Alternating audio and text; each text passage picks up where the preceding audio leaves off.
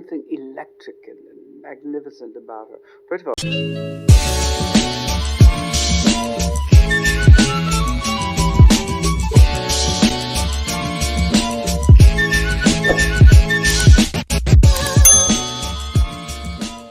what is up, my tribe? We're back with another video. Hi guys. Hello, Purple. I see you down in the comments. Brilliantly bankable. I see you down in the comments. The ultimate romantic. I understand that you are here in North Carolina. Hi there and welcome to the tribe. D. Muhammad, you and I share the same name. Hi, love. I see you down in the comments. Stacy Angela TV, you and I go way back like Cadillacs and wave caps.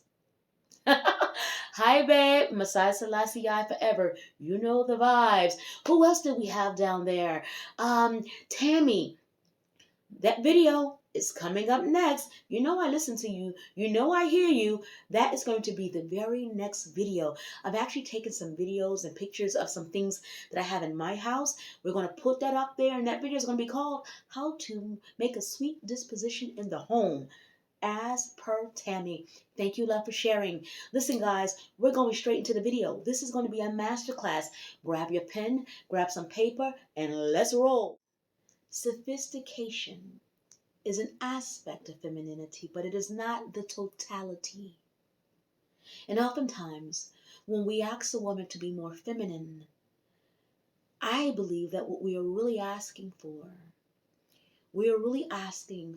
her to present herself in a more sophisticated manner. Not just in a more sophisticated manner, but a manner that there is an undeniable class. There's an undeniable level of gentle fluidity, okay? The movements in her body, subtle, not swift. I believe what we're really asking from women when we're asking them to be more feminine, I believe we're asking them to slow down. Today's women are walking really fast. They have some place to go. But I believe what we're asking for when we're asking women to be feminine, we're asking them to slow down so we can see them.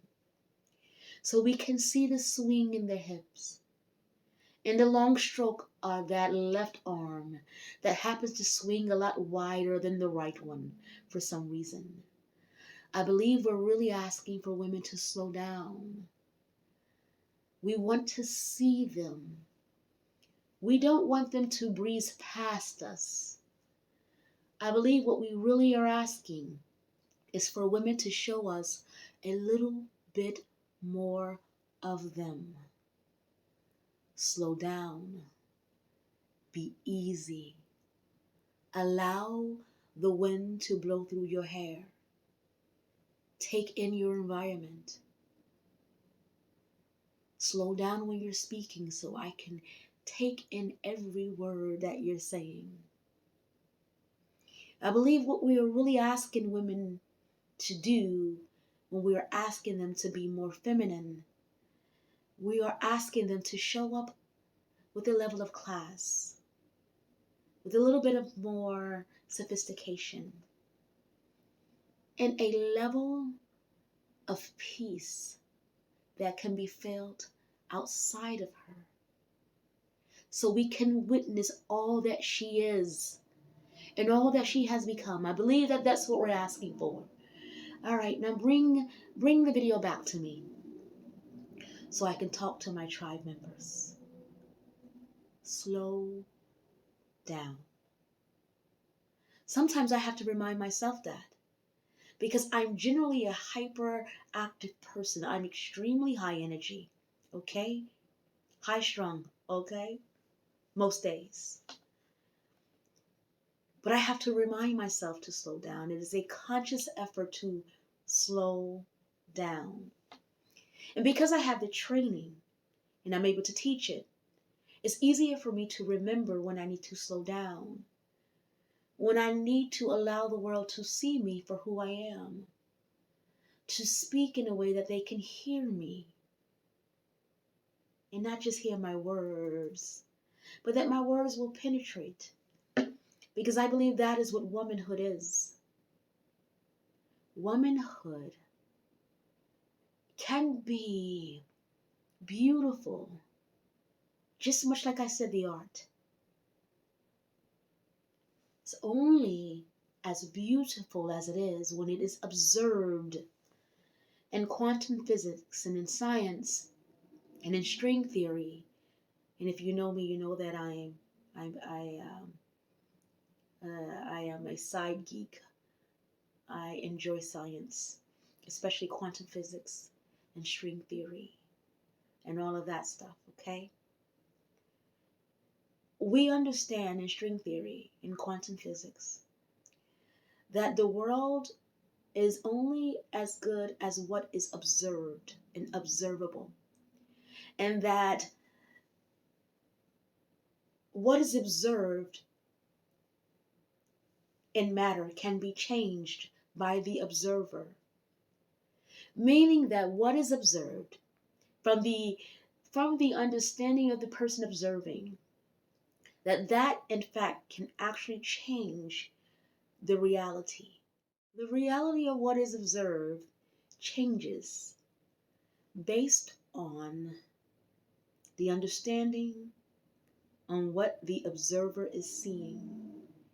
And that's what makes art so beautiful, is because however the person observing it sees it, that is what it now becomes. And for as many people seeing it, it then changes. For as many times it is observed. That is the beauty of a woman, and that is the depths of womanhood. You can only understand it from your own level. And as much as you can understand it from your own level, you're only going to be able to get the matter from that space. What is observed can be changed. The results of an experiment can be changed by the observer. Science, quantum physics teaches that. And I added that into the teachings of Elder Eden. So no, women, we don't worry about the lovers that are out there. We don't worry about the lovers who are not looking at us or don't find us attractive, or those who don't want us. Because then we will be observing ourselves through their eyes. And as we know in quantum physics, the results of the experiment can change based on the observer. And so once we observe ourselves, once we become the observer of ourselves, we can then change the way our art shows up to the world, right? And as many are observing, the results are changing. And I hope that makes sense. Perhaps I need to put it in a story from Elder Eden so that it can make more sense. But I want to play this for you, this piece. This is from the wonderful, complicated, absolutely beautiful, but humanly flawed Dorothy Dandridge.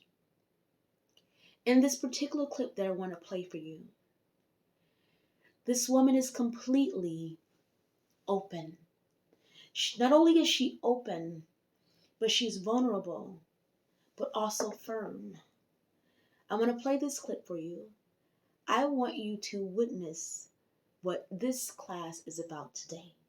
Go ahead, check this out.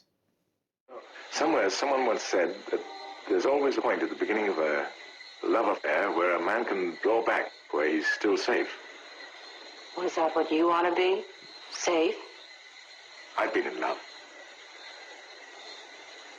Funny. I don't know anything about you. Let's watch that again. She's listening intently. Her head is turned towards him. She's giving him eye contact and she's listening. This area here is completely open. She doesn't have her arms folded. She's not covering up her boobs. There's a nice slight bend. Okay, so in that clip, as you can see, her front was completely open. Okay? If I am sitting somewhere and I'm sitting like this, what this does is this is inviting, it is disarming, it is letting onlookers know that I am open, I am vulnerable, and I am not closed off to the world.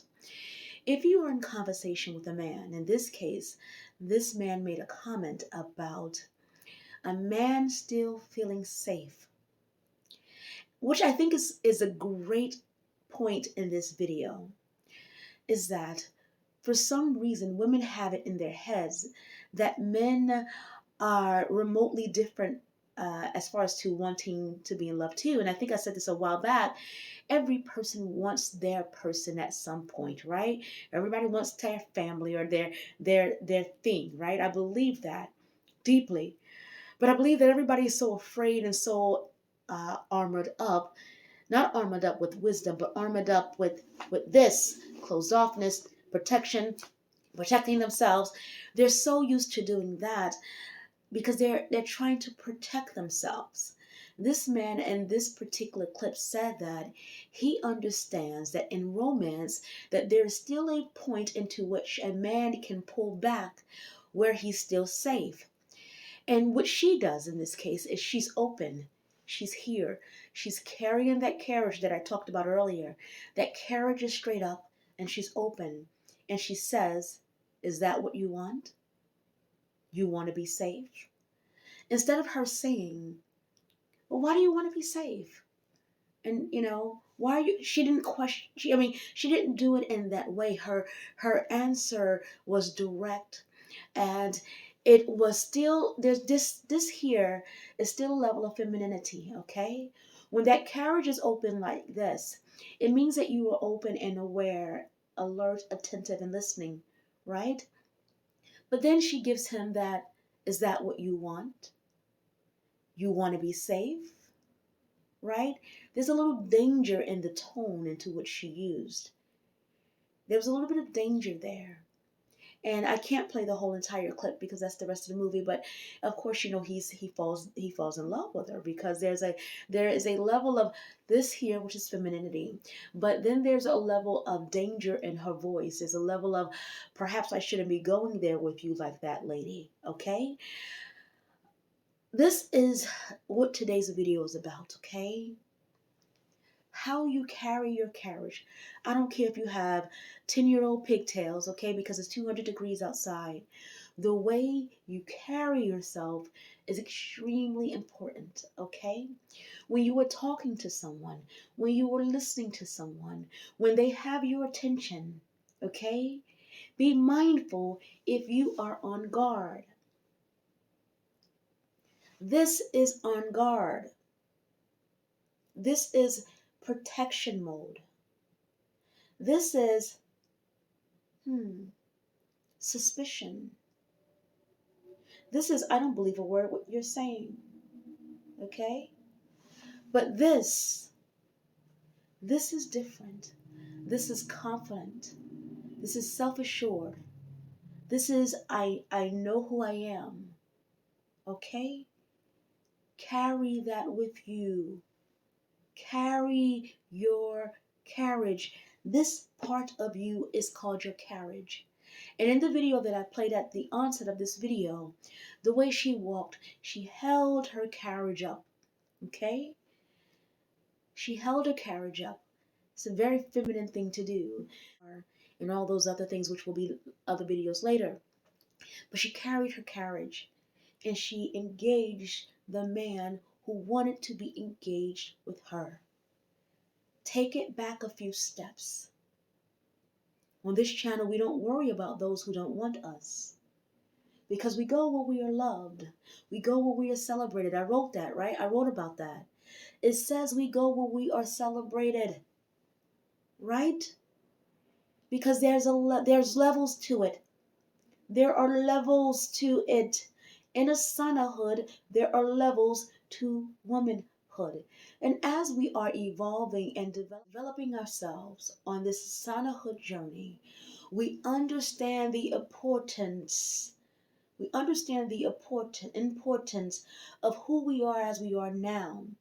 Because as we are refining ourselves and defining ourselves, there's levels to Asanahood, okay? You have the women who are worried about who likes them and who don't, right?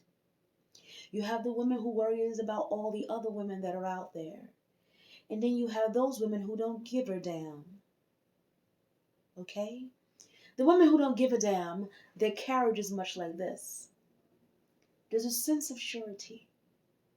Wherever I walk, whomever I engage, I am here. Okay? I am here. That is today's lesson. You are only as good as you see yourself. When I said that art becomes art by the observed, you have to understand that the rest of the world is observing you first from your own point of view. So, take a look at how you view yourself. Observe yourself. Become the observer.